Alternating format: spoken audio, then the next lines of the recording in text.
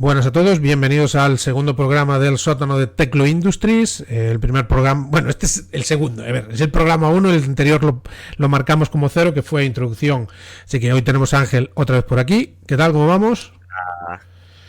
Vale, entonces, siguiendo nuestro espíritu de esto es un podcast barra canal barra whatever para novatos, hoy vamos a hacer una pequeña introducción a lo que sería Flesh and Blood, básicamente. ¿Por dónde quieres empezar? Explica tú qué es Flesh and Blood y qué es un TCG. Bueno, para los que no lo sepan, TCG es básicamente Trading Card Games, es un juego de cartas, bueno, juego de cartas intercambiables, porque ahora hay varias etiquetas sobre el tema, pero bueno, básicamente es un juego en el que la forma fundamental que tienes de conseguir cartas es abrir unos sobrecitos en los que te vienen cartas de diferentes rarezas, y a partir de ahí, con lo que te viene, te construyes un mazo con que vas a jugar con otra peña. Las condiciones para construir ese mazo pues van a depender un poco del formato al que vayas a jugar, que es algo que abordaremos más adelante, ¿vale? Entonces, Flesh and Blood es un juego de este género que básicamente representa el combate entre pues dos héroes, podemos decir, de fantasía, ¿no? Pues el guerrero, el mago, los diferentes tipos de gente combatiente. Pues los brutos serían como los bárbaros, asesinos, etcétera. Pues básicamente es enfrentamiento entre dos de estos héroes. Entonces tú empiezas en la mesa con tu héroe, tus armas y tu armadura, pecho, brazos, piernas y cabeza, lo que lleves, porque puede ser armadura o puede ser cosas bonitas, ropa bonita, y luego tienes un mazo que representa pues tus trucos de combate, ¿no? Es como, pues hay ataques, hay mejoras de ataques, hay acciones, bueno, hay muchas cosas. Y básicamente yo creo que una de las principales características que tiene este juego con respecto a, bueno, si lo comparamos con otros juegos, es que normalmente la mayoría de los juegos llevan una curva ascendente. Es decir, si todo va bien, en el turno 2 debería ser más poderoso que en el turno 1 y en el turno 3 más que en el 2. Pues por ejemplo en Magic vas bajando tierras, entonces tienes acceso a hechizos más poderosos. En Pokémon vas poniendo energía en tus pichetes y puedes hacer mejores ataques. En Vampire TS pues vas acumulando gente en la mesa que pueden hacer más cosas. Pues aquí es un poco al revés, porque tú, según vas atacando, se van gastando tus ataques, tu equipo se va rompiendo, etcétera. Entonces lleva una curva un poco descendente, digamos que en general. Digamos que tu potencial máximo es al principio de la partida, en el que tienes todos tus trucos y todo tu equipo, y eso se va perdiendo. La armadura entera. Eso es. Representa un poco el sistema, como una pelea entre dos personajes de Dungeons and Dragons, podríamos decir, ¿no? O Leyenda de los 5 Anillos, juego de rol, que era cuando más daño te hacían, peor te defendías, peor atacabas y todo esto. Eso es. Y para los que entréis por aquí en esto por algo que no son las cartas, es como un juego de peleas. Tiene mucho de un juego de peleas. De peleas en plan, pues el Street Fighter. Es como cómo se gestionan los pairings, es como muy de juego de peleas, en plan, si yo juego Warrior y tú juegas no sé qué, pues te tengo que jugar de esta forma. Como ahí el típico, ¿no? Es el timing de la partida. Quiero decir, a veces pues, igual esto es ponerse un poco denso, pero bueno, los juegos de peleas tienes que saber cuándo es tu turno de atacar y cuándo no, porque pues el otro te puede estar pegando y tú no tienes hueco para atacar, y si lo intentas recibes golpes, etcétera. Entonces también hay como, no sé cómo llamarlo, como un momentum de la partida en el que tú a lo mejor estás, ¿cómo se dice? Me sale en gallego, lo llamamos asoballar, es atosigar a tu rival porque está robando tus ataques buenos, entonces le estás pegando fuertísimo y él solo se está defendiendo. Y a veces, cuando estás en la situación de estar atacando, lo que va a pasar es que puede que en algún momento no tengas tanto fuego, entonces se acabe. Pero cuando estás defendiendo, tienes que tener la paciencia o saber cuándo salir de ese bucle. Porque si no, vas a entrar en ese bucle constantemente y no vas a poder atacar y por lo tanto remontar la partida. Uh-huh. Y después también, que esto ya es más típico, también existen los juegos de cartas, que es que a veces no hay que parar. O sea, no hay que parar. A veces te compensa más recibir un golpe antes que gastar una carta. En los juegos de lucha suele ser take the throw, ¿sabes? Porque es mejor comerte el daño de un agarre que arriesgarte a comerte algo más fuerte. Y eso, yo creo que esas son las dos vertientes, ¿no? Es como juego de lucha, juego de cartas, mezclados, fantasía, rolerismo también. Una de las peculiaridades de Flesh and Blood también es que el tamaño de mano está bastante limitado. Son 4 cartas. Bueno, viene definido cada héroe. Tú escoges el héroe antes de la partida, ¿no? Entonces tú cuando vas a un evento juegas el mismo héroe durante todo el evento. Y cada héroe tiene pues una habilidad especial. Tiene un valor de vida, que son los puntos de vida que tienen, que lo estándar suele ser 40, pero hay muchos héroes que están por debajo. No sé si hay algún héroe que está por encima, creo que no. Y, me suena que hay uno, pero no sé si ¿cómo se llama? Uno que hay solo de... que es solo en Blitz, que es como un samurái así gordote. Ah, sí, el Joji Royal Protection o algo ese no tiene 21, que sería lo equivalente a tener 42. Correcto, sí. Pues cada héroe tiene eso, un valor de vida, una habilidad especial y un atributo de intelecto. El intelecto básicamente es un número que te dice cuántas cartas robas al final de tu turno, que es otra curiosidad del juego, que tú robas al final del turno. El detalle está que tú robas cartas hasta rellenar ese valor del intelecto. O sea, si tú tienes intelecto 4, que es lo más habitual, tú al final de tu turno robas hasta que tienes 4 cartas en la mano. O sea, si no tienes cartas en la mano, robas 4. Si tienes 3 cartas en la mano, robas 1. Y funciona un poco así el sistema, porque tú vas a usar esas cartas tanto para atacar como para defender.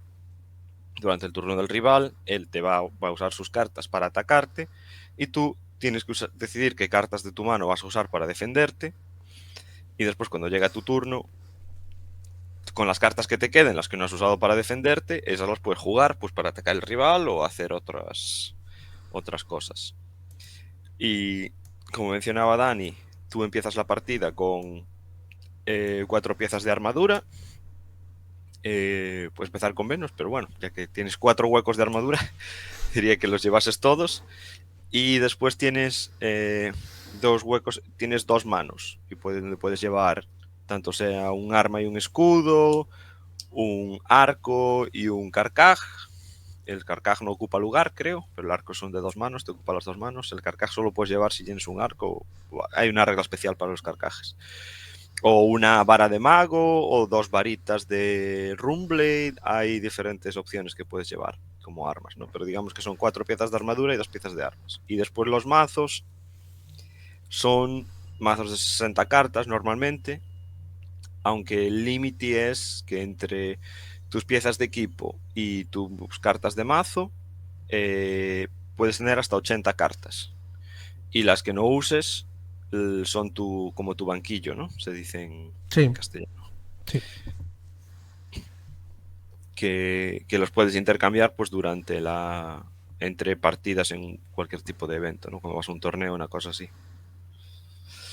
Y después mencionar que el juego tiene diferentes formatos, que es bastante común de los juegos de cartas, sobre todo los TCGs, los TCGs, que es el Sealed, Draft, y después tienen los 2 típicos del juego que se llaman Classic, Constructed y Blitz. Y Sealed y Draft creo que son bastante estándares en el sentido de que otros juegos también tienen estos formatos, ¿verdad, Dani? Sí, es bastante habitual, es lo que se suele conocer a grandes rasgos como formatos limitados, ¿no? Pues tú recibes una serie de sobres cerrados de tu tienda y con eso te haces un mazo. Pues Sealed normalmente son 6 sobres, aunque en la próxima pasada, seguramente cuando escuchéis esto, Past of the Mistveil son 8, y entonces tú te abres todo eso y con eso te tienes que hacer un mazo de 30 cartas. Y después Draft recibes 3 sobres. Y bueno, es draft, es que no hay una traducción que no es de una palabra en español. Básicamente tú abres el sobre, escoges una carta, lo pasas a la persona que tienes a tu lado, y de tu otro lado recibes otro sobre que ya está esquilmado, ya tiene una carta menos, y tú coges una y lo pasas, y así sucesivamente. Entonces eso sería formato limitado. En Magic ya habéis existido muchísimo tiempo. en Lorcana y estas cosas nuevas, creo que lo están empezando a implementar ahora en segunda y tercera expansión y tal, pero bueno, es un poco estándar. Y luego los formatos construidos, que son Blitz y CC, los mayores que hay en este juego. Luego también hay Commoner y alguna cosita más por ahí, que básicamente es tú te llevas tu mazo hecho de tu casa al torneo y son los formatos, entre comillas, más competitivos porque juegas los mazos más afilados. Sí. Porque en limitado, pues como su nombre indica, tiras con lo que hay. Después, la diferencia entre Blitz y Classic Constructed es que para jugar a Blitz juegas con cada héroe. Bueno, hay muchos héroes que pueden tener una o dos versiones, su versión joven y su versión adulta. La versión adulta es la que usarías para un mazo de Classic Constructed y la versión joven básicamente tiene su vida dividida, es la misma que la versión adulta, si es que tiene versión adulta, con la vida dividida a la mitad. Si antes mencionábamos que la vida son normalmente 40 puntos de vida, las versiones jóvenes de los héroes que tienen 40 puntos de vida pues tienen 20. Si la versión adulta del héroe tiene 30, como el mago por ejemplo, pues la versión joven tiene 15. Y también hay reglas diferentes para la construcción del mazo. No vamos a entrar en mucho detalle, pero el mazo en vez de ser un mínimo de 60 cartas es un número fijo de 40 cartas. No puede ser ni más ni menos. Y solo puedes llevar 2 copias de cada carta. Y solo puedes llevar 2 copias de cada carta. Que en Classic Constructed, que es el formato de 60, puedes llevar hasta 3 de cada carta. Otra cosa curiosa de Flesh and Blood es la generación de recursos. Si quieres hablar tú de eso, Dani. Bueno, a ver, la generación de recursos, no sé si poner a dar un poco de contexto. Básicamente, el primer juego de cartas conocido por el hombre es Magic, que los recursos es tú te bajas unas cartas especiales que son tierras que te dan recursos. Eso genera una serie de problemas, que es que básicamente puedes solo robar tierras o quedarte corto, etc. Entonces, todos los juegos de cartas desde que salieron a raíz de Magic intentan buscarle solución a eso de algún modo u otro. A veces, pues como en Lorcana es más o menos el mismo sistema pero sin tierras, es decir, tú conviertes cartas en tierras y ya está.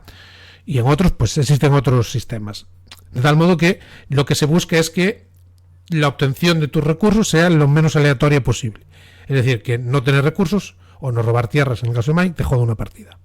¿Cómo es Flesh and Blood? Pues en Flesh and Blood tú tienes cartas que llevan un color asociado. Básicamente, bueno, en la esquina superior derecha tenéis cuántos recursos te produce esa carta.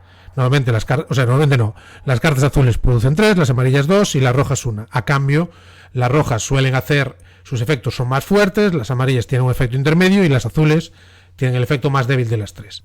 Quería mencionar que las cartas en Flesh and Blood vienen normalmente, sobre todo las comunes y las raras, vienen en 3 colores diferentes. Y cuando hablábamos antes de que solo puedes llevar 3 copias de una carta, eso significa que solo puedes llevar 3 copias de una carta en un color específico. Y las cartas rojas, hay cartas rojas, amarillas, azules, como tú mencionabas. Las cartas rojas generan un recurso, pero son más potentes. Las amarillas serían la cosa intermedia, generan 2 recursos, pero son un poco menos potentes. Y las azules son los menos potentes de las 3, pero generan 3 recursos cuando las usas como generadoras de recursos. Por el ejemplo que quería poner, por ejemplo, una carta que se llama Wounded Bull, que es la hay en los 3 colores, y la carta roja ataca por 7, la carta amarilla ataca por 6 y la carta azul ataca por valor de 5. Son 3 valores diferentes en la misma carta, y podrías llevar 9 copias de Wounded Bull siempre y cuando no excedas las 3 copias de cada color en tu mazo, si quisieses. Y así funciona el sistema de colores, ¿no? Entonces, tú cuando construyes un mazo tienes que llevar un poco lo que en Magic se le llama la curva de maná, que es la gestión de recursos aquí, el cuánto cuesta jugar mis cartas, cuántos recursos me piden, y entonces cuántas cartas tengo que tener de las azules, amarillas o las rojas, cuántos recursos más o menos quiero gastar cada turno, entonces cuántos colores de cartas diferentes tengo que meter. Normalmente la gente suele tender a maximizar rojas y azules en la mayoría de los casos, porque las rojas son las que atacan más fuerte y esas las usas normalmente para atacar, y las azules son las que generan más recursos, entonces usas las azules para generar los recursos. Aunque bueno, Ya iremos viendo en el futuro cómo hay muchas cartas amarillas que son muy buenas y mazos que se centran mucho en cartas amarillas. La historia un poco de todo esto y lo especial que tiene la gestión de recursos es que las cartas que utilizas para pagar no se van de tu mazo. Al final de tu turno vuelven al fondo de tu mazo. Y las que usas pues para atacar o para usar la función de la carta se van a un cementerio y en principio se van a quedar ahí siempre.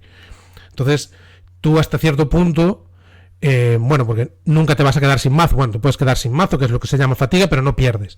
Pero tú lo que puedes ir según vas recibiendo manos, es ir ahorrando cartas y ves que la partida se va a alargar, ir mandando cosas rojas, por ejemplo, para tu pitch, que luego, que es como se llama, usarlos como recurso, para luego que vayan al fondo de tu mazo, para luego en la segunda vuelta del mazo tú sigas teniendo potencia de fuego y a lo mejor tu rival ya está muy agotado y no es capaz de hacerte suficiente daño, meterte suficiente presión. Que bueno, esto ya es un poco conceptos avanzados, ¿no? Avanzados, pero para daros las primeras pinceladas un poco del juego, ¿no? Y de las diferentes técnicas que hay, estilos de juego entre héroes, un poco la mecánica básica y cómo influye en el juego, las diferencias con otros juegos, ¿no? En Magic, por ejemplo, tú las cartas o las tienes en la mano o las usas, que van a tu cementerio, a tu Vanish Zone, ¿no? Pero no hay forma de... La forma general es no hay forma de mandar cartas al final del mazo. Y en Magic, por ejemplo, si te quedas sin mazo, pierdes. Si tienes que robar una carta y no puedes, pierdes. Y eso es bastante común en otros juegos también. Cuando en Flesh and Blood la única forma de ganar es reducir la vida del oponente a 0. Si quieres pasamos un poco a los... No sé si quieres hablar algo más de reglas o tal. Yo creo que Yo igual ha creo sido que... un poco denso ya. Hay, Sí. quiero decir, esto suena chungo, pero coño, hay muchos tutoriales en YouTube para ver. Sí, Incluso hay uno que dura 5 minutos de la propia LSS, que es Legend Story Studios, que es el publisher, que os lo explica guay. Los estilos de juego es que, quiero decir, cualquier persona que venga de Magic, para este juego, solo hay agro en este juego, para los estándares de Magic, si lo ves superficialmente, ¿no? Entonces, se definen 4 estilos, ¿no? Que son agro, mid-range, fatiga y combo, ¿no? Pues esto creo que puedes comentarlo tú más porque yo todavía no lo... Sí, básicamente esto es un poco para que os familiaricéis con diferentes estilos que hay de juego, ¿no? Porque al final el objetivo es el mismo, es cómo alcanzo ese objetivo. Entonces hay, como digamos, 4 arquetipos de mazos en general. Hay agro, que son mazos que se dedican sobre todo a atacar y casi nunca defienden. Veremos ejemplos después, como las clases ninja. Son un clásico ejemplo de agro. Después tenemos mid-range, que son mazos que se enfocan en atacar y defender y son muy buenos jugando, pues si tú tienes una mano que son 4 cartas, pues usas 2 para defender en el turno del rival y usas tus otras 2 para atacar en tu turno. Y son buenos cogiéndose turnos también en los que no atacan, que usan toda la mano para defender. Se quedan un turno que no hacen nada, después se comen algo de daño y después te atacan ellos con 4 cartas. Y la idea del mazo un poco es poco a poco ir hacer perder al rival más vida de la que vas perdiendo tú, poco a poco. Después tenemos los mazos más de fatiga, que están enfocados sobre todo a defender de forma muy eficiente y a atacar poco a poco, muy poco a poco, e intentar que el mazo del rival se quede en un estado, porque ya ha usado todos los ataques, se quede sin fuego ahí, básicamente.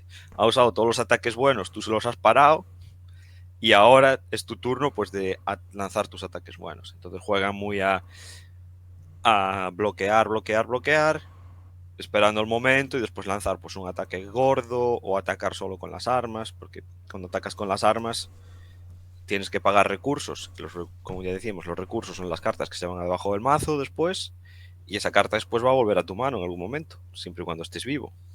Entonces no estás perdiendo una carta, no estás usando la carta directamente para atacar, con lo cual no la estás perdiendo, la puedes usar más adelante. Y por último están los mazos de combo, que no hay muchos, pero el clásico ejemplo es el mago, que básicamente el mago defiende, va haciendo manipulación del mazo, de su propio mazo, hasta que ajusta el combo y después te ataca por 30 y pico de daño, fácilmente, cuando no son 60. Sí, te mata de un palo. Te mata en un turno. Te Normalmente acribilla y te mata. Normalmente en tu turno, en efectivamente. tu turno. Juega todo a los que vengan de Magic a instant speed. Eso es. Entonces le damos un repasito a los héroes. A las clases de A las héroes, sí. clases, vale. Esto será un poco por encima. Iremos poniendo unas foticos para que os vayáis familiarizando los que seáis nuevos con lo que tenemos. Entonces, los Rangers. Bueno, en blanco y negro está lo que ya no se puede usar. Porque ya explicaremos eso más adelante. Sí. Ranger, voy a empezar yo con Ranger, vamos alternando. Ranger es mi clase favorita. Rangers se caracterizan porque no tienen arma en sí, no tienen un arma que ataque. Y suelen usar flechas. El problema de las flechas es que no se pueden jugar directamente desde la mano, tienes que ponerlas en una zona del campo que se llama el arsenal. Y para eso, para ponerlas en el arsenal, normalmente lo que necesitas es un arco. Y suelen jugar o agresivo. Ahora mismo quedan 2 Rangers que no son Living Legend, que se pueden jugar, digamos, en formato construido, que son Azealia y Riptide. Riptide juega a Shenanigans, juega a trampas, que son cartas defensivas que hacen daño al rival o le ponen debuffs al rival. Interfieren con la forma de jugar del rival, básicamente. Y Azalea, o Azealia, como se dice en inglés, o como le dicen en inglés, juega a lanzar ataques grandes. Juega una flecha por turno, pero le pone diferentes buffs a la flecha para darle pues más ataque, habilidades especiales, etcétera, etcétera. Y eso es. Pero vamos, a términos generales, Rangers no tienen arma, suelen tener bastante shenanigans y te disparan flechas, Sí, ¿no? yo creo que lo más característico es el hecho de que tus ataques tienen que bajarse al arsenal, que normalmente lo haces con tu arco y de forma natural lo puedes meter al final de tu turno. Yo creo que es lo más característico. Luego la siguiente clase es el guardián. El guardián es una de las clases que a mí más me interesa. Tenemos esto, bueno, ahora mismo hay solo 3 en juego, ¿vale? Que son, bueno, está Bravo, que lo veis en la foto abajo a la izquierda, que es como el río de este juego, es como... Eso, es un héroe que los guardianes en general no atacan, o sea, atacan fuerte, porque suelen tener ataques que en general son poderosos, son más caros de lo habitual, y es un poco lo que hablamos, es el arquetipo de héroe, sobre todo mid-range o fatigue, ¿no? Es un héroe que te va a defender y te va a pegar con su turno con su arma o pegarte un buen ataque. O sea, te desarrollan un poco las diferentes partes del juego y te aprenden a jugar de forma honesta, porque en general no tienen muchos trucos. No. Y eso, tenemos 2 Living Legends, que es una versión de Bravo, que bueno, en fin, eso debía dar vergüenza, y un señor de hielo. El Warrior. Venga. El dale. Warrior son... hay unos cuantos ahora, porque justo la expansión anterior se trajo 2 nuevos. Son clases que suelen estar basadas en atacar con el arma. Y no juegan muchas cartas que son de ataque per se.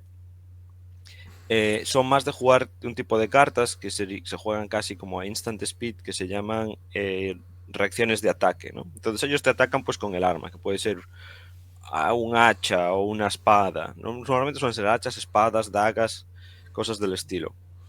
Y una vez tú has bloqueado el ataque, ellos juegan cartas de reacción que pues incrementan el ataque, te devuelven tu carta de bloqueo a la mano, les da un beneficio a su siguiente ataque. Suelen jugar mucho de ese estilo. Ellos te atacan con su arma, en plan, te ataco con mi espadita por 2 de ataque, o te ataco con mi hacha por 4.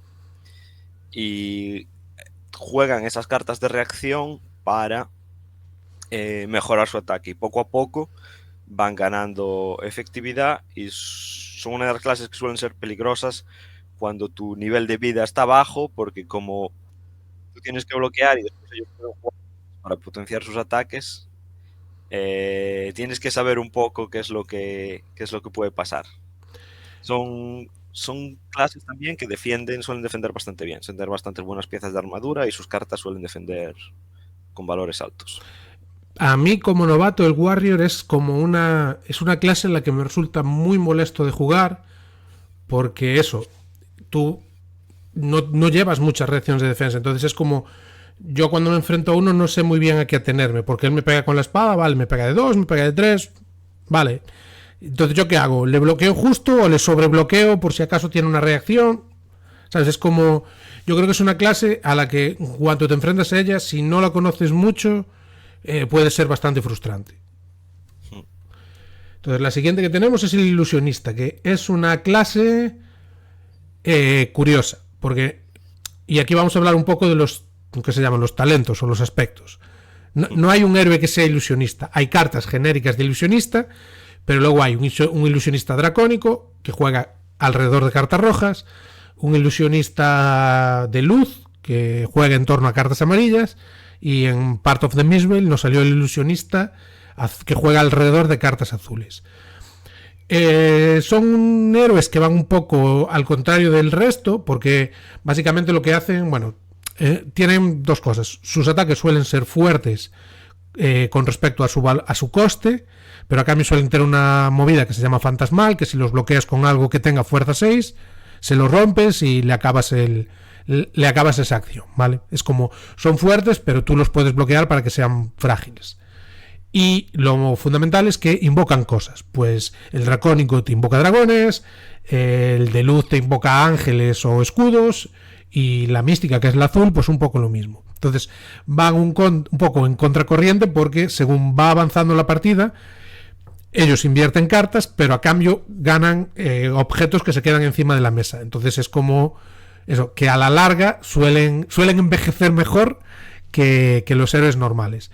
Y mucha gente opina que son uno de los, entre comillas, problemas del juego. Principalmente porque, sin hacer mucho hincapié en esto, a lo mejor lo tocaremos en otro episodio. Es como dice Dani, ellos crean un board state que se llama en inglés, que como en Magic tener 20 criaturas en mesa, ¿no? Cuando este juego no va de tener cosas en mesa, va de atacar y defender. Entonces, es muy raro que haya tener 20 cosas en mesa, pero bueno, cosas más raras han visto en este juego.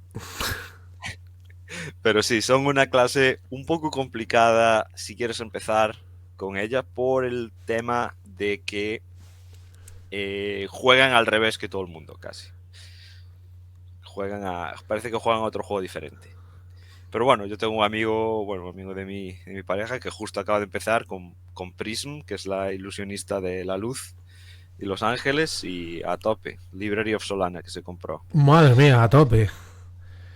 Estamos ricos, ¿eh? Joder. Sí, sí, sí. Bueno, Vino muy duro. ya veo, ya. Y la siguiente clase que tenemos es el mago. El mago. Magos hay en Classic Constructor, que se puede jugar en Classic Constructor, solo hay uno, o sea, solo hay un mago adulto. Nos han spoileado justo la semana pasada un nuevo mago joven, una maga joven. Y hay el emperador, que es un mago, es la versión joven también de un mago, que es guerrero mago, además. Es la primera carta que tenía dos clases. El mago que hay, bueno, había otra que era Icelander, una maga de hielo, que se convirtió en Living Legend. Juegan a, digamos, instant speed. Todos los magos, en vez de hacer ataques normales, lo que suelen tener son acciones que te hacen daño mágico, que se tiene que proteger de una forma diferente a cómo te proteges de ataques. Tienes que gastar recursos para protegerte del daño en lugar de bloquear con una carta. Tiene sus ventajas y sus desventajas. Y normalmente suelen estar enfocadas. Icelander era un mazo más de control, digamos, porque te creaba estos tokens de Frostbite, se llamaban, de congelación, digamos, que te impedían jugar. Entonces, o al menos te forzaban a jugar mucho más despacio. Si querías hacer dos cosas en tu turno, pues solo podías hacer una, porque todo te costaba más recursos. Y Kano es un mazo puramente de combo. Por eso empieza con muy poquita vida, tiene 30 solo y juega a explotarte en la cara en un turno haciendo mucho daño, básicamente. Entonces, el arquetipo de mago sería un poco, juegan con otro tipo de daño, que es el daño arcano, y fuerza al oponente pues a un poco a jugar a tu juego, el de Cano, e intentar matarlo antes de que haga el combo, evitar el combo de alguna forma, si tu clase tiene los recursos para hacerlo. Y Bueno, pues después de un cortecito para que Ángel cambiara su audio, ¿vale? Pues pasamos al asesino. Yo el asesino es una clase que no entiendo demasiado, no he jugado mucho con ella. Es una clase que te va a pegar no especialmente fuerte, no te va a pegar especialmente mucho, pero sí que tiene muchos ataques que te ponen efectos. Pues bueno, pues hay como varios. Te quita poder de ataque, te hace daño al final de tu turno, te descarta cartas al final de tu turno. No sé si me puedes ayudar tú con esto, porque creo que lo controlas un poco más. Sí, pero lo estás haciendo, todo lo que dijiste es cierto, es una clase bastante de shenanigans, digamos, ¿no? Un poco como el Ranger, pero sin atacar tan fuerte como puede atacar Azalea, o sin ser tan defensivo como puede ser Riptide, pero un poco más... Ellos intentan como fastidiarte. En plan, si defiendes, ellos tienen cartas que hacen que tus defensas defiendan menos. Si no defiendes, tienen cartas pues, que te ponen penalizaciones. Juegan un poco a eso. Y después hay 2 asesinos ahora mismo con una chica nueva que sale, la especie de geisha que sale en la expansión nueva. Y que cada uno juega una cosa un poco diferente, pero los puntos en común son esos. Ellos todos tienen alguna forma de, si bien descartarte cartas de la mano o quitarte cartas del mazo, y que después no vas a poder usar. Entonces, si te quitan los ataques buenos del mazo, pues en algún punto te vas a acabar no teniendo, te quedas sin cartas en el mazo, o no tienes los ataques buenos para poder matarlos.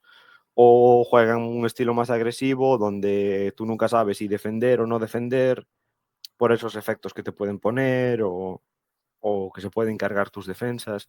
Es complicado. Shenanigans, diría yo. Y ahora los ninjas. Y los ninjas son clases muy ofensivas que juegan a atacarte mucho, hacer mucho daño repartido en muchos ataques diferentes, digamos. Si por ejemplo, un guardián que decíamos antes, a lo mejor te tira un ataque por 9, 10, 11, 12, 14 de daño, un ninja a lo mejor te hace 20 daños o el mismo número de daños, 14, 15, 17, pero repartido en diferentes ataques, lo que hace más complicado de bloquearlos, porque a lo mejor te ataca de 2, tú tienes la carta que bloquea de 3, después te ataca de 2 otra vez, después te ataca de 4, después te ataca de 3, y suelen ser clases que no defienden bien, pero que atacan muy bien y de forma muy eficiente. Entonces hay que intentar siempre hacer un poco de disrupción con ellos si tu clase tiene algún tipo de disrupción, para evitar que te ataquen esos turnos grandes. Y hay 3 ahora mismo con Partos de Misvela y uno nuevo. Y sí, y básicamente esos son los ninjas. Muchos ataques pequeñitos, muchos ataques, y no suelen defender especialmente bien. Muy bien, lo siguiente que tenemos es el Ramblade, que ahora mismo tenemos solo 2 de 4, que es una clase híbrida que puede hacer algo de daño arcano, es decir, genera unas movidas que son los cantos de runas, que cuando te atacan te hacen cada uno, los usas todos y cada uno te hace uno de daño. Y tenemos a Viserai, que es el arquetípico, ¿no? Es que muchas de las cartas de canto de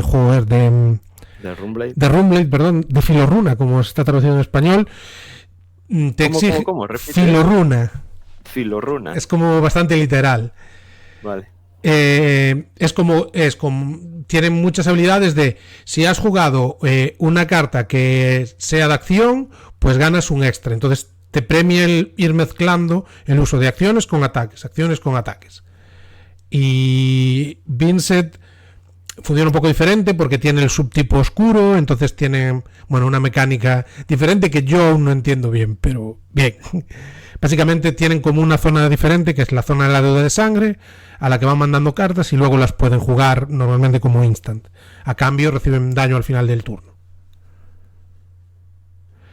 Sí.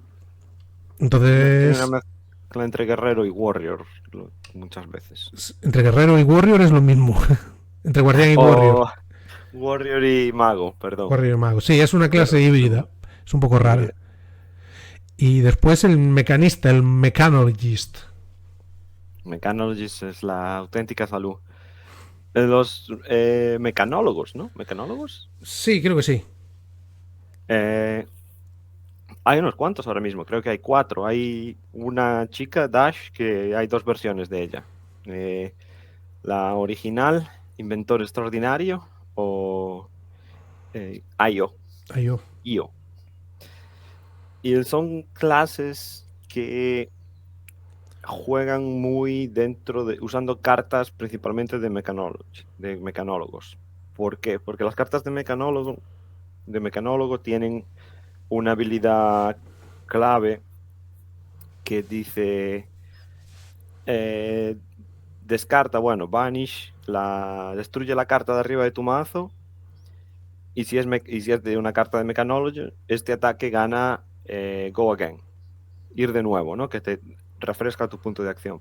En Flesh and Blood solo tienes un punto de acción todos los turnos, o puedes hacer una acción, salvo que esa acción te permita hacer otra acción después. Entonces ellos juegan un poco como los ninjas, muchas veces, después entre los mecanólogos hay diferentes arquetipos, pueden jugar de formas diferentes, pero el estándar, digamos, es que juegan un poco como los ninjas, pero defienden mejor que los ninjas. El precio que pagan es que cada vez que juegan un ataque, si quieren jugar más ataques, tienen que destruir cartas de su mazo, sin saber qué es lo que está arriba, porque destruyes la carta de arriba sin saber si es una carta que vas a necesitar después o no. Entonces suelen fatigarse ellos mismos, en el sentido de que en algún momento se van a quedar sin cartas buenas en el mazo, sin suficientes cartas en el mazo como para cerrar la partida. Y yo es una clase que he jugado bastante porque me parecen, sobre todo Max y Dasha y yo, me parecen súper cool. En plan, las ilustraciones y todo eso están molan, están muy guapas. Y no es la primera vez que dejo a mi oponente ha habido una vida bastante baja, en plan a lo mejor 4, 5, 6, pero a mí ya no me quedan cartas buenas en el mazo, ¿sabes? Estamos en el turno 6 o 7, porque todas las he destruido pues para hacer esos ataques grandes, ¿no? Y otra curiosidad de la clase de mecanólogo es que tienen una carta un tipo de carta especial que se llaman items, que se mantienen en juego. Todos los items, bueno, la mayoría de items de mecanólogo tienen un sistema como de contadores, que cada vez que los activas o haces algo con ellos, pues les quitas un contador y te proporciona un efecto. Y cuando se quedan sin contadores, pues se autodestruyen, digamos. Y esos serían los 2 principales. Sí, son las 2 mecánicas principales. Yo creo que ahora mismo la clase mecanólogo, porque hasta octubre, noviembre del año pasado solo estaba la primera Dash, era la única mecanóloga. Entonces yo creo que la percepción que tenemos de, por lo menos yo, está muy marcada por Dash. Porque es la Dash Inventor Extraordinario es como muy versátil, porque la puedes jugar muy agro, como decía Ángel, o la puedes jugar casi de mid-range o control, poniendo muchos ítems, defendiendo bien y limitándote a pegar con la pistola de plasma, pom, pom, pom, pom, como un martillo pilón, es casi como un guardián. Entonces, sí.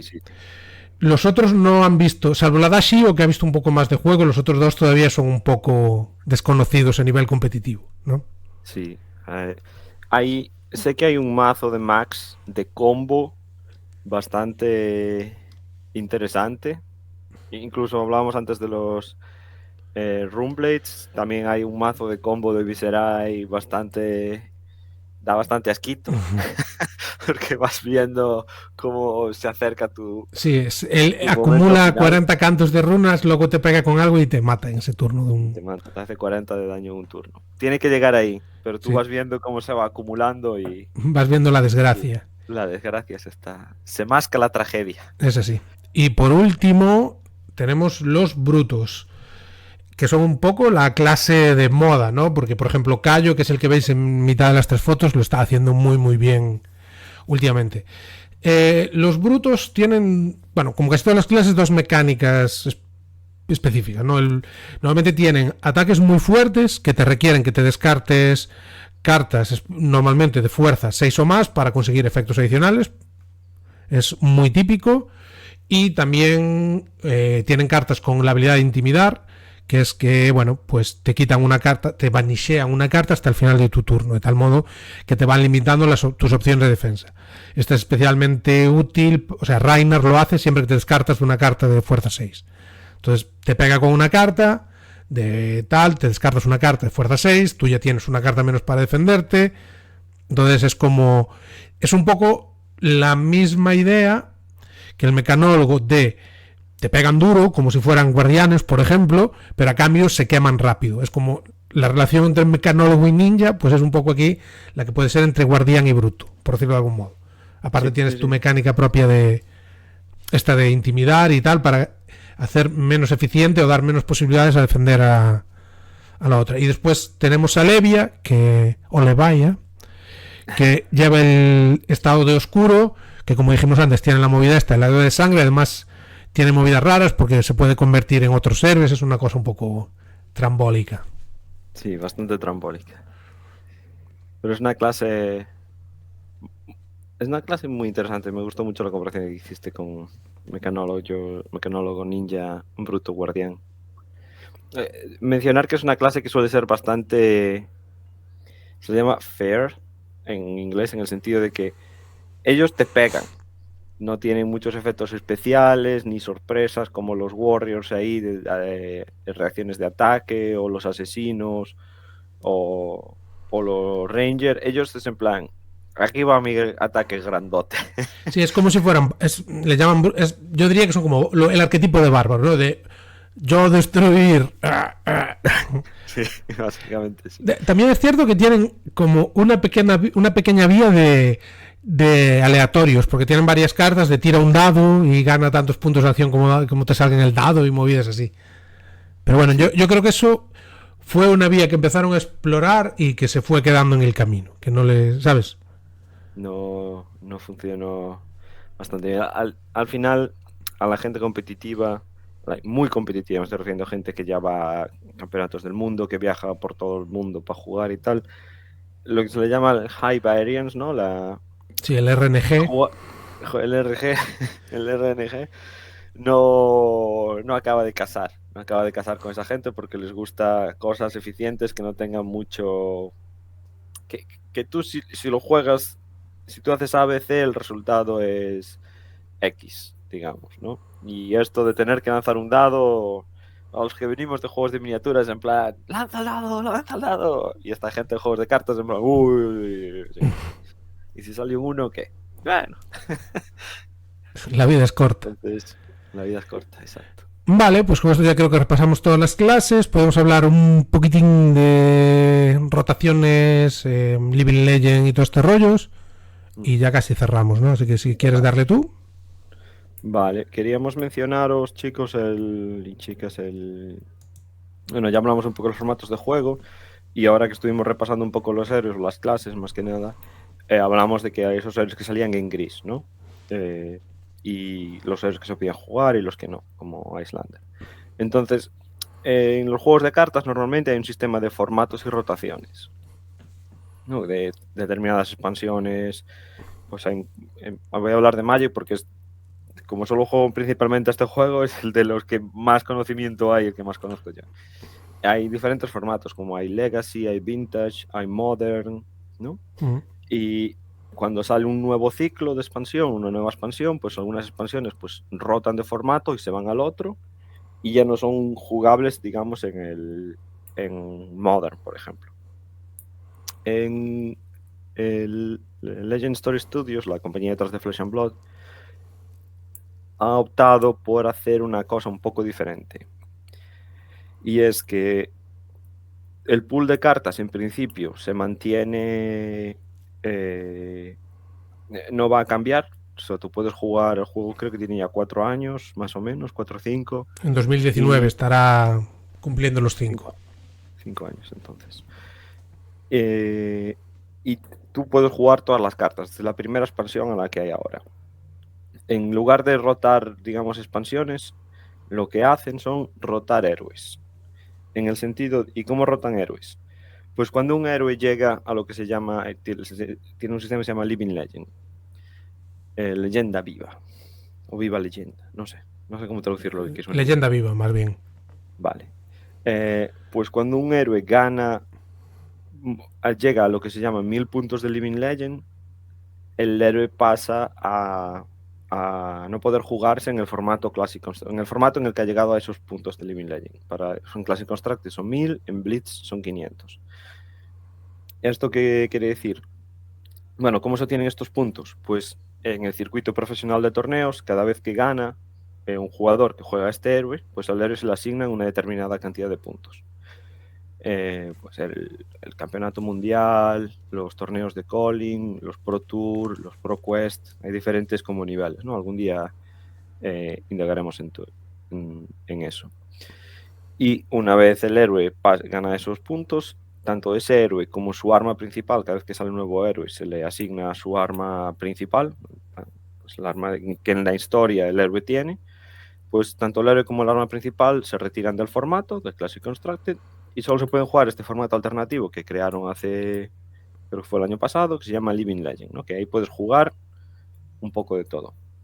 En el formato Living Legend hay una serie de cartas que están baneadas o restringidas, y en Classic Constructed solo hay un par de cartas que están baneadas, digamos, creo que son menos de 10 cartas en total, y no existe el concepto de carta restringida, que eso lo tuvieron que poner en el formato de Living Legend porque sacaron un héroe hace unos años, se llama Bravo Star of the Show, una versión diferente de Bravo, un Bravo elemental que desde el momento que salió hasta que se convirtió en Living Legend creo que fueron menos de 3 meses.